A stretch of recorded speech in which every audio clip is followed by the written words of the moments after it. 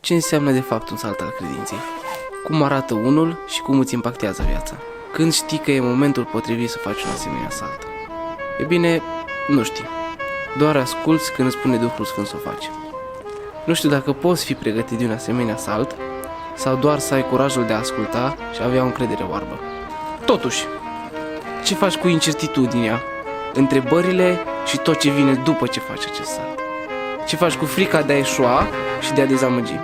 Cu nesiguranța unei decizii care nu are nicio bază în lumea materială, ci doar o șoaptă a Duhului Sfânt care îți zice: sari.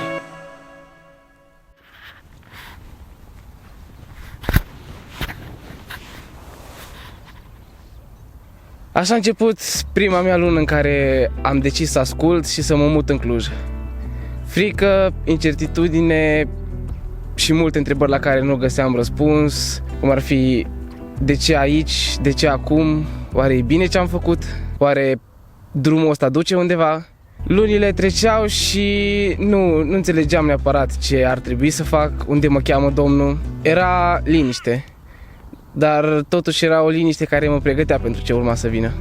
Într-o seară de worship de la biserica din care fac parte, și anume Arca, s-a și încheiat liniștea.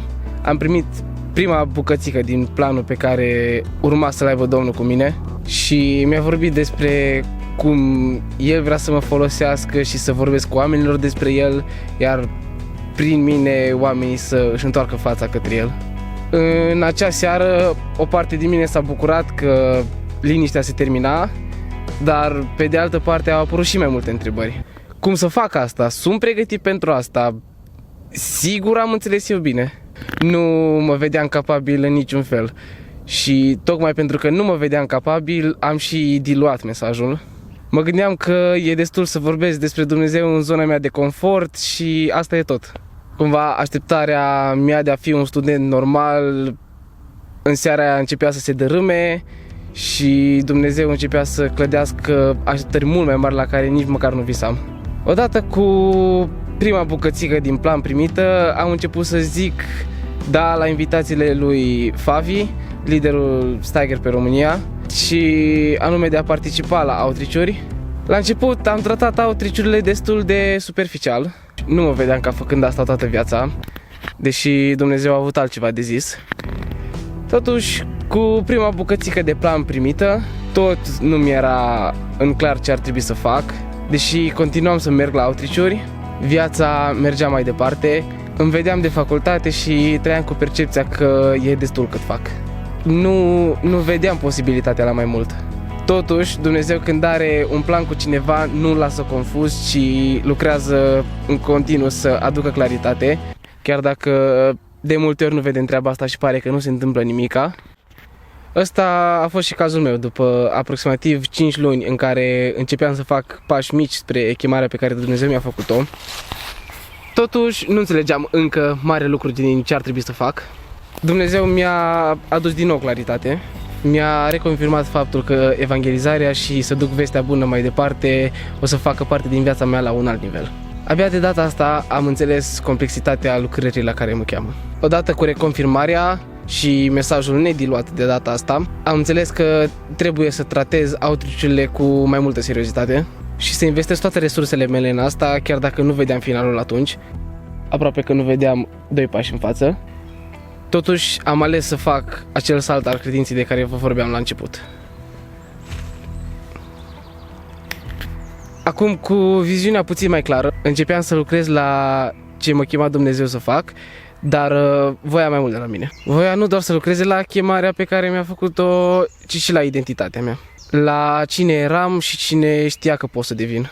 Așa ajungem 6 luni mai târziu, 6 luni în care am dat tot focusul pe lucrare, am prioritizat lucrarea și încercam să o fac din ce în ce mai bine, dar Domnul a intervenit și mi-a zis că nu e destul doar lucrarea, ci ar trebui să încep să lucrez la caracterul meu, la identitatea mea, la cine sunt și cine vrea El să devin eu. Așa a urmat următoarea parte din viziune, și anume modelarea caracterului.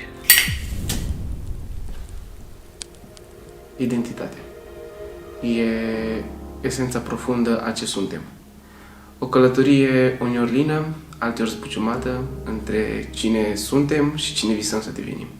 O călătorie în care nu lipsesc momentele de confuzie, de întrebări și de multe ori întuneric în jurul nostru.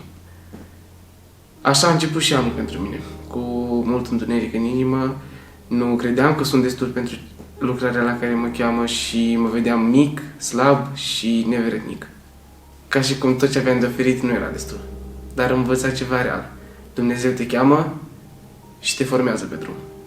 În slăbiciune, El m-a ridicat, în îndoială, El mi-a vorbit.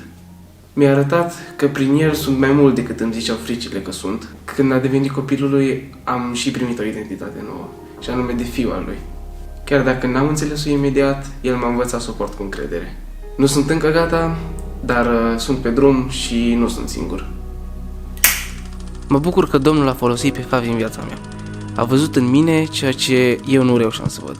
A știut cum să tragă de mine spre potențialul meu, să mă provoace și să mă împingă spre mai mult.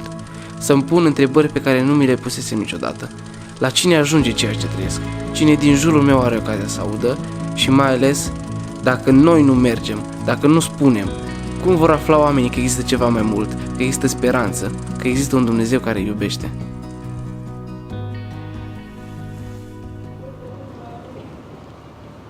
Am învățat să răspund la întrebările astea cu ajutorul Steiger. Acolo am învățat cum să mă apropii de oameni într-un mod creativ, real și profund. Să port discuții fără clișee, fără mască, într-o lume plină de oameni fake, noi să fim cei reali. Și așa am ajuns să am conversații cu oameni inimă lângă inimă. Asta e esența. Nu avem toate răspunsurile, dar avem un Dumnezeu care ne vindecă, un Dumnezeu care ne cheamă. Anul trecut am primit viziunea și chemarea, iar anul acesta este despre pregătire. Nu sunt gata, dar ales să mă las pregătit de el zi de zi. De aceea cred că perioada ce urmează e una în care îmi voi întări temelia, îmi voi aprofunda relația cu el și mă voi pregăti pentru ceea ce urmează. Aleg să răspund chemării lui și să merg la școala de misiune Steiger, pentru că vreau să învăț să fiu acolo unde el mă trimite.